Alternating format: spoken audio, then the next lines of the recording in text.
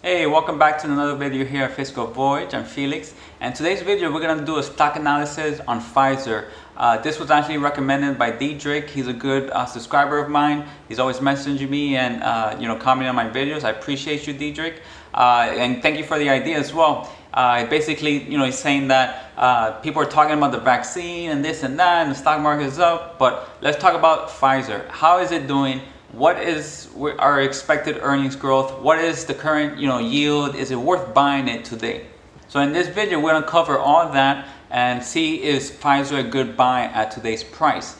Before we get started, if you're new to the channel, make sure to hit that subscribe button, and if you like to make money, hit that like button as well. So currently right now, Pfizer is going for $37.36. And you can see here on November 9th when they announced the vaccine for the virus, it jumped very substantially, almost 7.69%. But since then, it's been on a downtrend. It's lost almost 5% of its share value from $39.20 to now $37.35. So let's go a little overview about Pfizer. It's an American multinational pharmaceutical corporation, is one of the world's largest pharmaceutical companies and ranked 57 on the 2018 Fortune 500 list of the largest United States corporation by total revenue. Headquartered in New York City, Pfizer develops and produced medicine, vaccines for a wide range of medical disciplines, including immunology, oncology, cardiology, echoneurology, and neurology. Some of these words I can pronounce. So that's kind of what the story about Pfizer. So let's look at some of the details of Pfizer. So if we look at the revenue here, the revenue chart for the past 10 years, you can see revenue has been decreasing over this time period. So that's something to consider. I like revenue for companies increasing every year at some kind of rate, but you can see here revenue has been decreasing. And for the past 5 years, the maximum was 43 billion. And right now, September 2020, it made 48 billion. And you can see it average around 52 billion. But you can see the past 10 years average very low. Let's look at some other metrics. Let's look at net income as well for the past 10 years. You can see there's been some cyclical period where net income had a huge growth spurt and years where it was down. You can see here right now it's estimated to be 8 billion for this quarter of September. And over the past 5 years, the company averaged about 12.8 billion. As you can see, currently at 8 billion is lower than the 5-year average. Another thing that I like to look at is the debt to equity ratio. As you can see here, in 2012, 2013, the company had a debt to equity ratio under 0.5. And then it's been ballooning since then, and right now it's at 0.94. So this is something that concern. They do have a good balance sheet, but the debt to equity ratio is increasing. So that's something to consider as well. Something I don't like here from Pfizer. But even with that, the yield is very nice. As you can see here, 4.08 as of November 12th. The highest it's been is for the past 5 years, 5.12, which was March 23rd. And the lowest November 30th, 2018 at 2.94%, and it averaged about 3.63% for the past 5 years. And you can see here the company, whenever it reached a PE around close to 4, it always, that was like its benchmark or the top. We're here at 4.43 in early 2011, the end of 2011, and you can see here it's got as high as 5.12 in the March 23rd earlier this year. But right now, as a good dividend yield of 4.08, so this is a good indicator that might be slightly undervalued to the normal average. Another indicator, PE, you can see here for Pfizer currently at 24.12. This is higher than what it was earlier this year. You can see here in March it had a PE around 13. Of course, the price was dropped tremendously, but a PE of 24 is pretty high because we're going to look at the fast graph and show you some of the estimates earnings for this year and next year and for future projection. So with this high PE ratio is something that's concerning for me. You can see here for the past 5 years average around 20, and we have right now at 24, so it's higher than the 5-year average. So that's a good indicator that might be overvalued just based on the PE. And even though the dividend yield showed some kind of undervaluation because it's higher than the 5-year average, this is why I like to look at different metrics to determine, good estimates for the valuation for any particular company. So here's a fast graph for Pfizer. As you can see here, the company had very good growth in early 2000s. You can see here 28% growth, 21%, 21% down here, 5% negative 5% growth in the early 2000s. But then since then, in 2010 to basically 2015, it was pretty flat. You can see here 4%, negative 5%, 1%, 2%, negative 3%. And then it picked up nicely in 2017 and 2018. And then down last year and expected to be down this year about 2%, and next year is expected to be down negative 6%.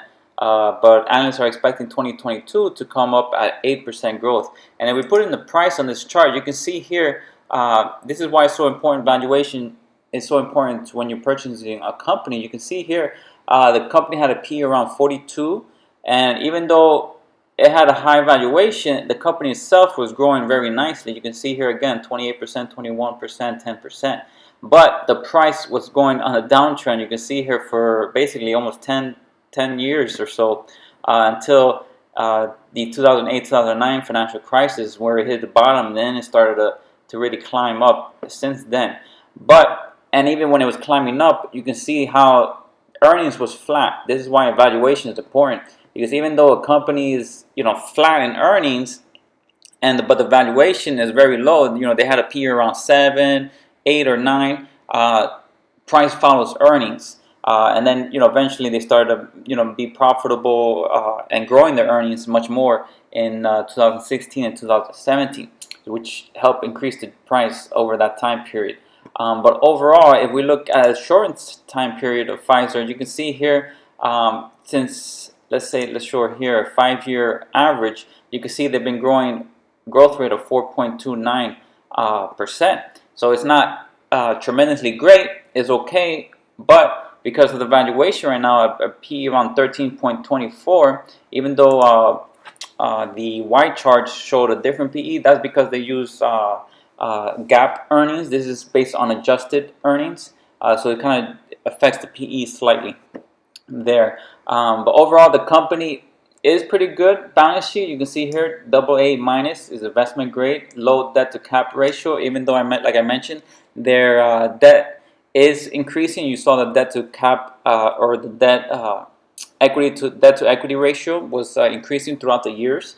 But the only thing I'm concerned here with this company is that it's been flat for the past few years. You can see here, negative 2% in 2019, and estimates about negative 2% for this year, and negative 6% for 2021. So if we were to revert back to the mean of about a PE around 14, you could have a decent return, about 7.1%. But there's still so many companies out there that presents better buying opportunity than this one at this annual rate of return. If you look at my last video, I present 4 good companies with higher rate of return for the projected future. So that's the only thing that I'm concerned with Pfizer. Earnings yield 7.5. It beats my criteria, 6.5, 7% higher. So that's positive there. The only thing I just don't like again is the estimates for the projected earnings. So if we look at the forecast, you can see here there's about how many analysts here? 15 analysts, 13 analysts for 2021. So they've been dropping their earnings. You can see here 6 months ago they estimated $2.75. So it did pick up here, but over here it picked up slightly, and then they dropped a little bit by a penny here to $2.72 for 2021. But overall, you can see here they are expecting long-term growth about 7%. I'm just not too confident in that. Their estimates are pretty good, about 91%, so that's very positive there. It's just I personally wouldn't be adding shares to Pfizer at current prices. I would like to see it, over here around 11 PE or 9 PE before I were to purchase shares of Pfizer. Solid company, as you saw, a Fortune 500 company. The balance sheet here is good, AA minus credit rating, and the long-term debt to cap ratio is good. lower than my criteria of 50%. Overall, solid company. It's just I'm concerned that the expected earnings are down for this year and next year, which might drive the price to either be flat for a few years or drive it down because maybe they have a bad quarter or something like that. But overall, the company is solid. I personally own shares of this company. I bought it I think around this time period, so I'm slightly up in capital appreciation as well as the dividends I've received from it. But I wouldn't be adding at today's price. I would like to see a P around 9 or 10 or so. So those are my thoughts on Pfizer. Solid company. The only thing I don't like right now is the fact that earnings are expected to be a little down this year as well as next year. And I find the PE kind of slightly high. The company might be even fairly valued right now. I personally would like to buy it at a P around 9 or so because of the low earnings growth going forward. But overall, solid company. As you saw, had a good credit rating. Long-term debt to cap ratio is good. The only thing I don't like again is the debt to equity ratio is increasing throughout the years, but overall they still are able to manage it. I personally own shares of this company and it's done pretty well for me. Right now I'm just collecting the dividends and reinvesting elsewhere. Again, I would like to see a PE around 9 or 10 for this company before I even consider it as a good buying opportunity. As right now I have it as a hold. It doesn't mean the company can jump up 10% or 15% because of another great breakthrough in the vaccine. But right now, the risk and reward, I just don't see it right now, and that's why I have a hold recommendation. And let me know in the comments what's your thoughts on Pfizer. Do you own shares of Pfizer? Are you thinking about buying shares of Pfizer? Or what other pharmaceutical company are you purchasing in today's market?